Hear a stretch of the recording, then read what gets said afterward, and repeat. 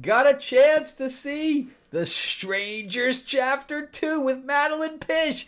Let's talk about this movie right now.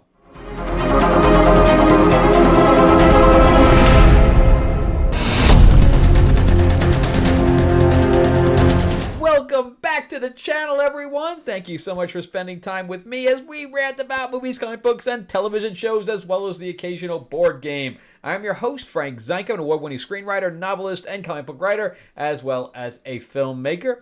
And yeah, we're going to talk about The Strangers as a whole, because it's pretty amazing what's happened with this franchise over the past 15 years, something to that effect.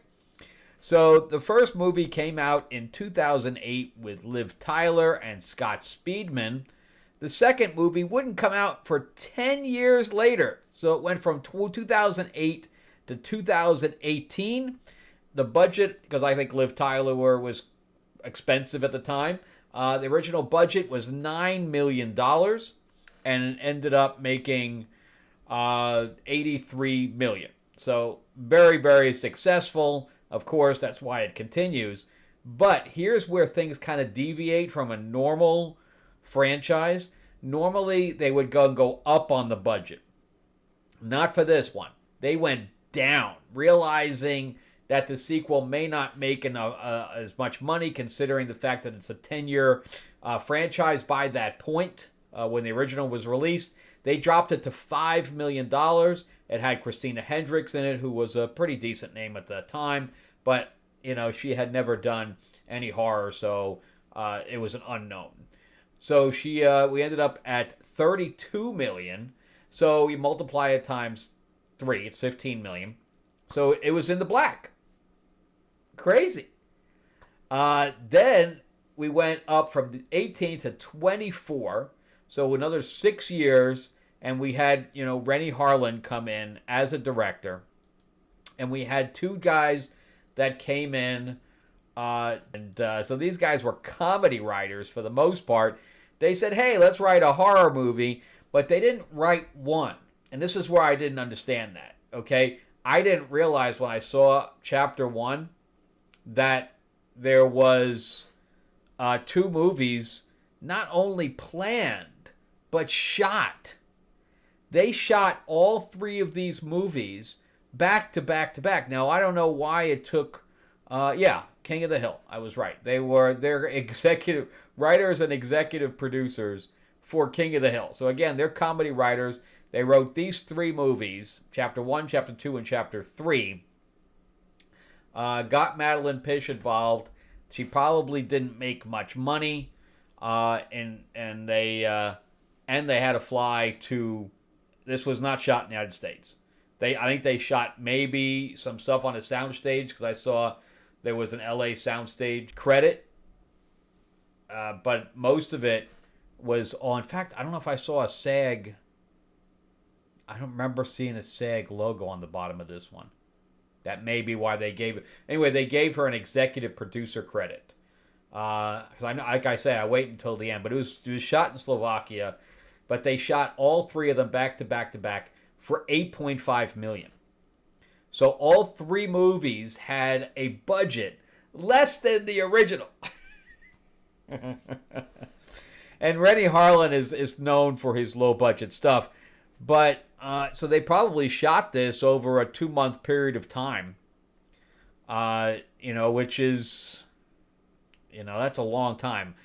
But Rennie Harlan's known for being the producer on Cutthroat Island, which was a huge money loser. So he's got just as many producing credits as he has directing credits. So he's not only this one, he also did The Bricklayer that came out recently, The Misfits. He's done Covert Affairs, Burn Notice. He's just got a pile and a pile of stuff. Mindhunters, just a pile of stuff. Die Hard 2, he directed. Actually, that's pretty good. He's got some really good stuff under his belt here. He's a hit and miss guy, but when he hits, he's got some good stuff. But he's a decent director. He knows how to, shoot on a low budget and on top of that, create a intensity. You know, you need that for these type of films. If you're not creating intensity, because it's just a lot of running around, right? So the first one was Madelaine Petsch and her fiance rent a cabin in the woods kind of thing as like an Airbnb, and they're attacked by the same people from the previous movies, same masks and everything to that effect. We really never saw their faces. We do this time though.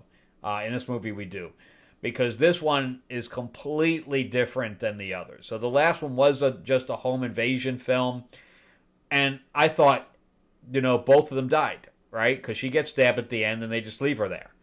So I guess that she survived because she is the star of this one. And this one is far different because this is not a home invasion film. This is a hunting movie. Because once they realize that she is alive, they try to finish the job. Now, does it have some problems? Sure, I'll make the beginning takes place all in a hospital. So it kind of almost reminded me of Halloween 2. But anyway, they're chasing around the hospital and they're like, there's no patients at all. I'm like, what the? There's like no nurses running around. I know it's at night, but still, you have a night crew, But, they didn't want to do any extras or anything like that. I mean, I would have added a few extras in there because they could have wiped out anybody. So it has a few locations here as opposed to just the one location. She does go back to the cabin, so they reuse that. But this has all new locations as far as I'm concerned. This has not only the hospital and the cabin, we have a lot of stuff that's in the woods. And we have a second cabin, because she picks up people along the way and stuff like that. So because we got to have more death, Anyway, before we continue, and you get my rating, give me a like, give me a subscribe if you can. Ring that bell, ding, ding. And definitely share this video out there. I'm going to recommend go seeing it, whether it's just, not really if it's awful. I don't recommend seeing it, but I do try to support as much independent film as possible. Also remember, too, that I'm a writer, so check out my stuff on Amazon. Just type my name in, or there's a link in the description below. You'll see my 4-novel quadrilogy sci-fi epic. In the vein of Star Trek, Star Wars, Guardians of the Galaxy, you name it, it's got elements in there. It was made into a board game, an RPG, a graphic novel. It's also on Audible with multiple voices. And you can definitely check it out there. I think you'll like it, especially if you like those other things I named.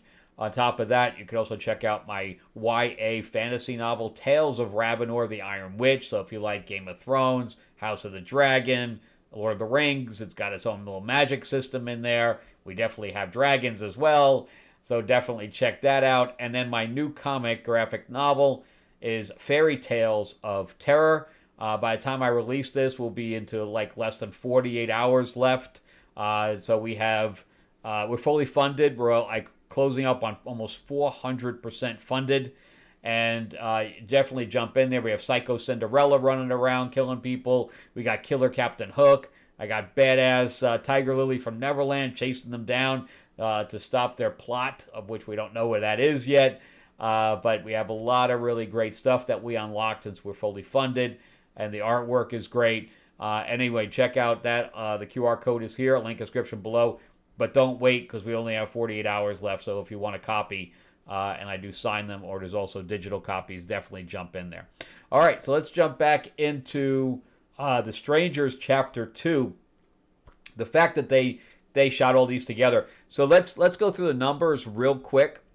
So remember that it was $8.5 million for all three combined, right? Because that's how they did Lord of the Rings. They shot it for like $300 million for all three movies, right? So it ended up being $100 million a piece, and it made like $1 billion per movie.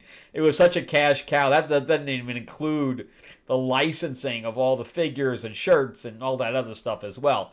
So here they shot all three of them for $8.5 million combined. That equals like what, $2.4 million each, something like that. 2.2, 2.3, something like that. 2.333, I think it is. And the first one's already done $47 million. Now, I don't know if that includes all the editing. They probably shot them all for 8.5, but there's probably some editing and marketing that has to go in to the future one. So that's not all in. But, for the most part, yeah, because it made $47 million. So even if you multiply the 8.5 times 3, right? So you're at like $25 million. It needed to make. It made 47. The money's already in there. Even if you say, okay, they're going to wipe out the rest of the close to $23 million that they had left. Yeah, that means everything from this point on is gravy. Everything that they make from Chapter 2 and Chapter 3 is going to be gravy.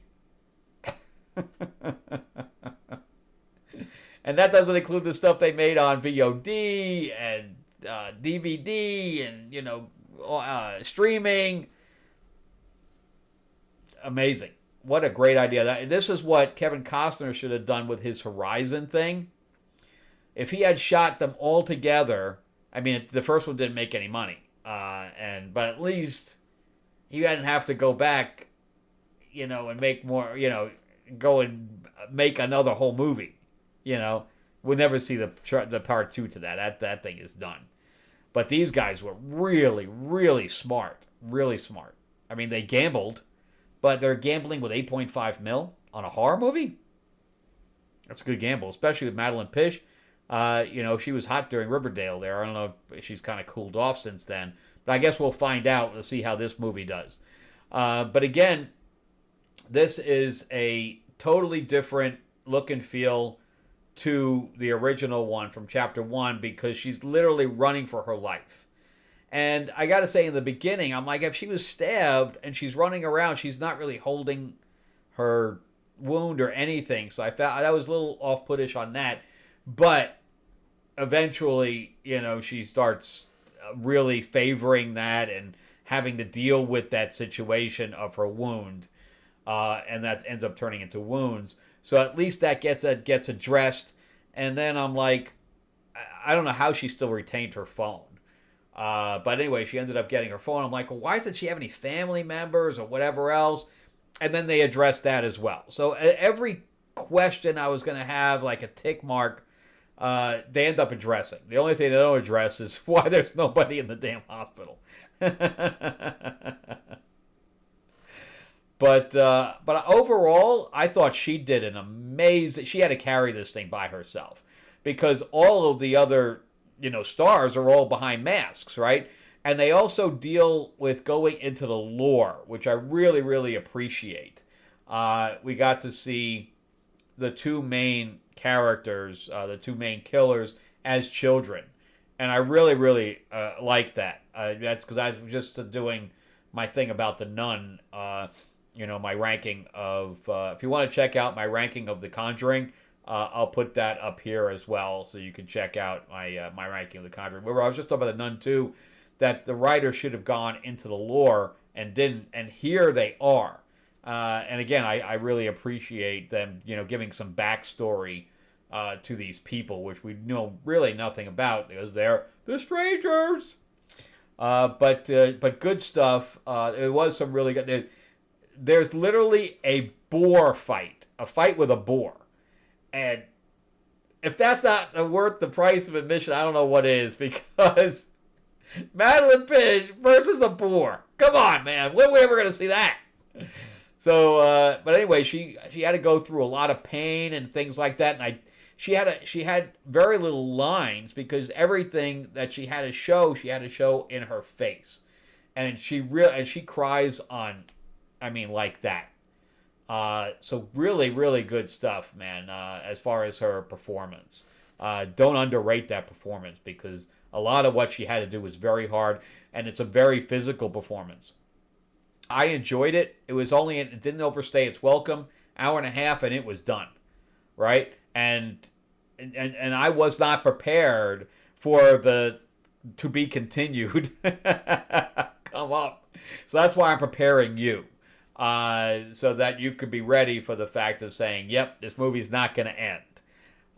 So yeah, it's pretty amazing. So I hopefully, like, they are releasing them one year after another, so we only have to wait a year to get the next one.